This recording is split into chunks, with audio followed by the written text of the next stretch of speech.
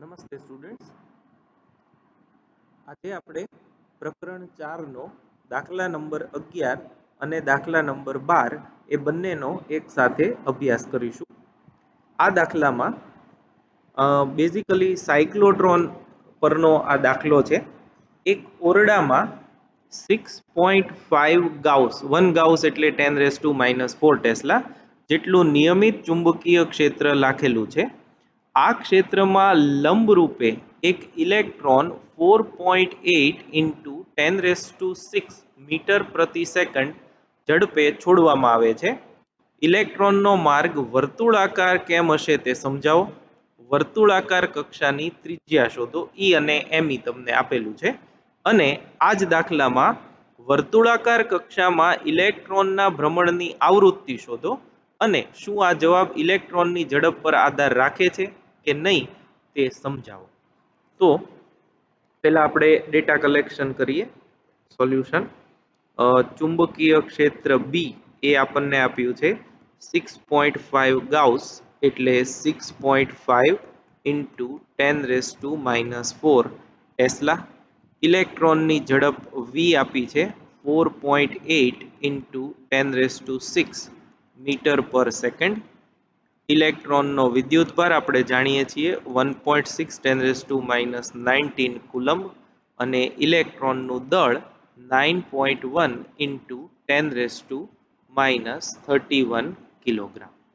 તો પહેલા આપણે પહેલું જોઈએ,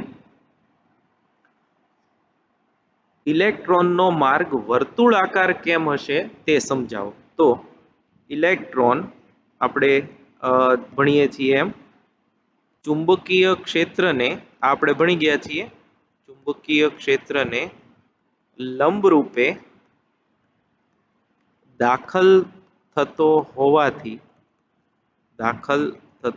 હોવાથી તેનો ગતિપથ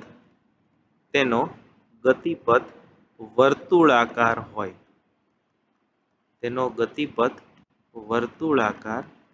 હોય. અને આ વર્તુળાકાર પથની ત્રિજ્યા r, એનું સૂત્ર આપણે ભણી ગયા છીએ mv/qb.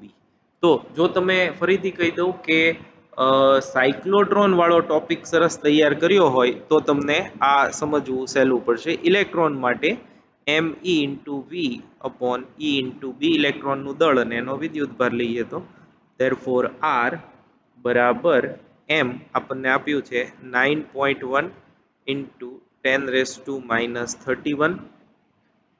વેગ આપ્યો છે 4.8 10⁶ અહીંયા જે આપ્યો છે ડિવાઇડેડ બાય ઇલેક્ટ્રોનનો વિદ્યુતભાર આપણે બધા જાણીએ છીએ 1.6 10⁻⁹ અને ચુંબકીય ક્ષેત્ર આપ્યું છે 6.5 10⁻⁴ ટેસ્લામાં, કેમ કે SI એકમ ટેસ્લા છે. તો આ બધી ગણતરી કરીએ તો 4.2 ઇન્ટુ 10⁻² મીટર મળશે, એટલે કે 4.2 સેન્ટીમીટર. તો જે ઇલેક્ટ્રોન વર્તુળાકાર ગતિપથ રચે છે એ વર્તુળાકાર ગતિપથની ત્રિજ્યા 4.2 સેન્ટીમીટર થશે. તો આ આપણો પહેલો જવાબ છે. સ્વાધ્યાયનો 11મો દાખલો છે એનો. હવે 12મા દાખલાનો જવાબ લઈએ. સેકન્ડ. એમાં ઇલેક્ટ્રોનના ભ્રમણની આવૃત્તિ f બરાબર qb/2πm બરાબર ઇલેક્ટ્રોન માટે EB/2π આવશે. me દળ જે છે એ આપણે ઇલેક્ટ્રોનનું લેવું પડે. therefore કિંમતો મૂકી દઈએ. f 1.6 10⁻⁹ into b 6.5 10⁻⁴ divided by 2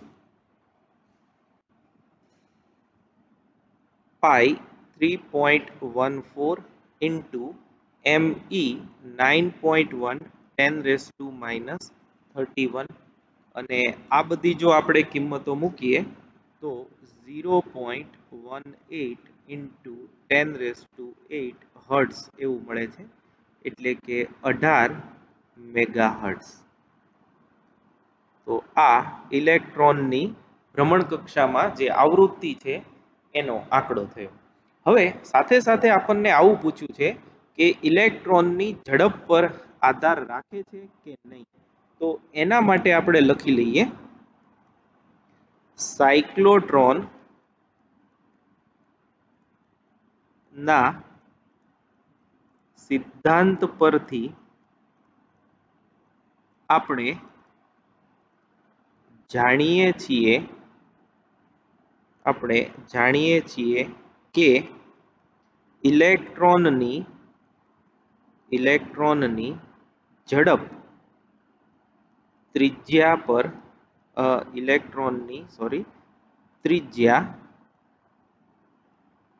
ઝડપ પર આધાર રાખે છે,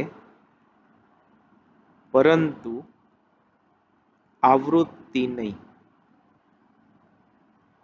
આમ ઉપરોક્ત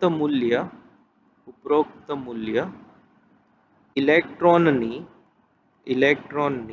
ઝડપથી સ્વતંત્ર છે, એટલે ઝડપ પર આધાર રાખતું નથી. એટલે આ આપણો જે 12મા દાખલાનો સેકન્ડ પાર્ટ છે એનો જવાબ છે. Thank you very much.